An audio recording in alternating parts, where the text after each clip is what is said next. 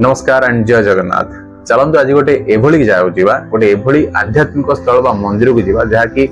कटक देवी नदी कूल अवस्थित आ से मंदिर सांगे जड़ित गोटे रहस्यमय कहीपर गोटे रोचक एवं सत्य घटना जो ओडिशा रे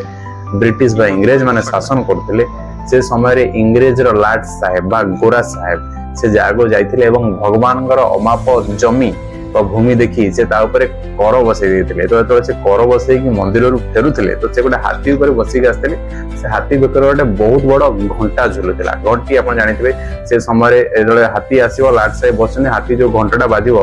ता आवाज रे सब लोग सतर्क हो कि इंग्रेज गोरा बा लाट साहेब आसुचंदी तो जो से कर बसई से हाथी ऊपर जाऊले तो जो देवी नदी कूल अवस्थित ये मंदिर से मंदिर पाख पठारे हाथी फसी जाइला हाथी कहुए माटी रे अधा कुआडे पशिगला पुतिगला से जगार हाथी बाहरी पारला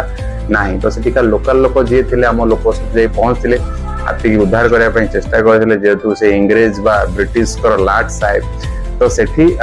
जे मंदिर पूजक थे से जाई कहले आपन जो ठाकुर जगह पर जो कर बसैले से कर बसाया फल आपन जगार फसी तो तापरे से लाट साहेब कह जाए भूलटी बुझीते मंदिर भगवान जमी पर जो कर बसई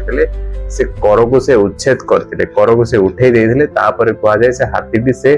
खालरू बाहरी थिला आउ गोटे तार प्रमाण सदृश से हाथी बेकर जो घंटी झुलुला सेटा आज भी से मंदिर रे झुली आप से मंदिर को जी आप से घंटी की बाड़े की भगवान को आप